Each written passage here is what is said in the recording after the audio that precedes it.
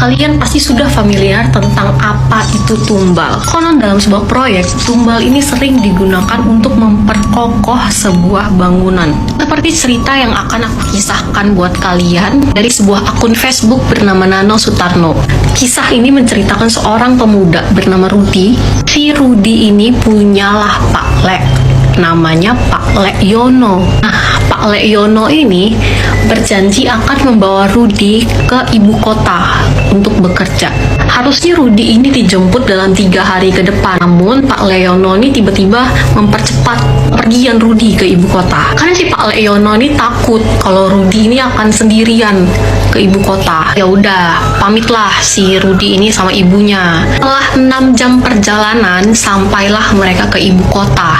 Leono ini menyuruh Rudi untuk istirahat dulu. Besok baru Pak Le kenalkan kamu ke rekan-rekan setim kita nanti. Dan keesokan harinya, sebelum si Rudi ini briefing, si Pak Leono ini ngingetin ke Rudi, Rudi, kamu jangan sendiri ya deket-deket Pak Le, karena kamu itu masih baru. Jadi si Pak Leono ini seakan-akan takut banget ngebiarin Rudi ini sendiri. Udah lah ya kan, ngumpullah mereka ini, tim-tim mereka. Mulailah si Pak Mandor ini mengabsen mereka.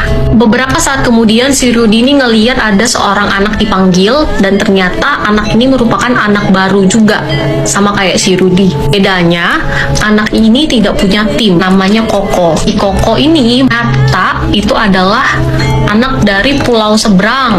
Jadi dia datang ke sini tuh kayak cuman bekal restu dari orang tua dan berharap mendapatkan sesuap nasi di kota besar. Terasa mereka sudah 3 hari bekerja di sana. Tiba-tiba mereka disuruh untuk shift malam.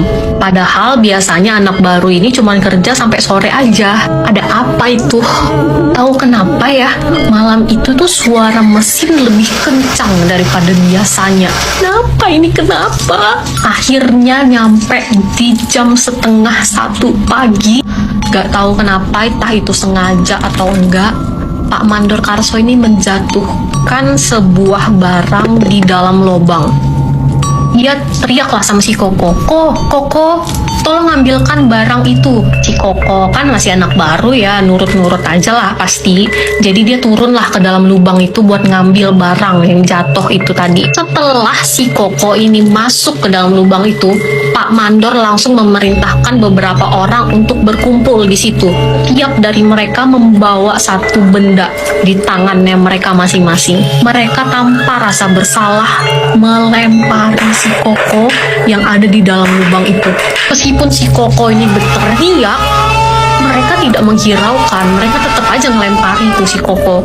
Si Rudi langsung tergerak hatinya untuk menolong si Koko itu tadi. Dia pengen lari ke tempat itu, tapi ditahan oleh Pak Leono. Katanya, udah biarin aja, kamu di sini aja. Selang beberapa waktu si Pak Mandor ini memerintahkan mereka untuk mengecor lubang itu yang ada si Koko di dalamnya. Gila sih, Pak Le ini kayak bilang, kamu rahasiakan ini ya. Tapi kita udah tahu juga sih ceritanya ini. Ini cerita siapa yang ceritain, kan disuruh rahasiain. Nah, itulah cerita dari si Rudi dan tumbal proyek ya. Kalau kalian percaya nggak sih adanya tumbal proyek ini? Dan penting nggak sih bagi sebuah bangunan itu membutuhkan tumbal? Kalau aku sih nyaranin ya, untuk sebuah bangunan yang kuat, kalian pakai aja lah material-material yang bagus gitu. Gak usah pakai tumbal-tumbalan. Tiba-tiba lagi pengen cerita horor yang penakut, di-skip aja. Jadi kalian yang mau bawain kisah horor dari Wawa aku namanya Kim. Dan Kim ini ingin berbagi pengalaman horor yang dialami oleh ibunya pada saat dia menjaga neneknya di sebuah rumah sakit. Jadi di rumah sakit itu dapatlah kamar untuk 3 pasien, Wak. Jadi ada 3 ranjang gitu kan. Tapi malam itu cuman mereka aja nih pasiennya, dan dapat ranjang paling kiri dekat pintu.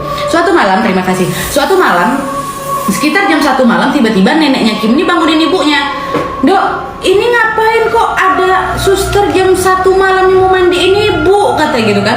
Ibu itu bangun, suster, nanti pagi aja lah mandiin ibu saya sekitar jam 7 sampai jam 8 pagi kan bisa, masa tengah malam sih mandiin ibu saya, besok aja ya sus, katanya. Pergilah suster ini kan. Tapi yang anehnya, Wak, pada saat suster itu pergi, suara telapak sepatunya nggak kedengeran loh. Tapi yang ada kedengeran suara pintu itu buka gitu pun. Itu pun suara pintu lama gitu, bukan suara pintu modernnya rumah sakit gitu kan. Dah lah, keluarlah suster itu.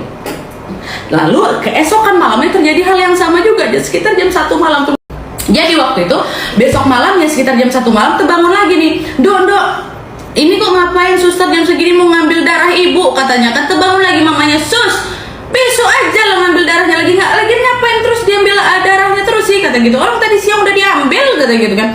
Udah besok aja, kata gitu. Udah keluar lagi suster nih, sama juga, telapak kaki nggak kedengeran, suara pintu kedengeran, pun suara pintu lama nyet kayak gitu. Besoknya marah nih kan, ibunya mau komplain ke rumah sakit. Dokter, suster ini apa-apaan kok ada perawat jam 1 malam selalu ganggu masuk ke dalam, katanya mau ngasih perawatan, kan itu waktunya orang istirahat gitu. Heran lah suster di sana kan. Hah? Nggak ada Bu, kami pelayanan stop sampai jam 11 malam aja, nggak ada lagi pelayanan habis itu. Karena semuanya kami ini pada di ruang perawat, nggak ada sama sekali pelayanan ya Bu ya. Akhirnya, nah masa iya, orang saya lihat jelas kok, ibu saya juga lihat. Baru tiba-tiba perawat di sana ngomong, Bu, jangan-jangan itu adalah arwah dari suster yang pernah bunuh diri di sini karena ada skandal sama dokter, dia hamil gitu kan, bunuh diri. Dan dia bunuh dirinya di ruang perawat Bu, pas sekali di samping ruangnya ibu. Oh gitu. Baru tiba-tiba teringat lagi nih mamanya Kim, dulu aku pernah lihat ada suster muka rata tuh di dalam ruangan itu juga. Tapi waktu itu langsung disentil sama pasien yang memang lagi ada di situ, sentil sama kertas gitu. Gak usah dilihat, saya udah sering kok ngeliat dia di sini mondar-mandir. Jadi kemungkinan itu adalah arwah si suster gentayangan itu, Wak.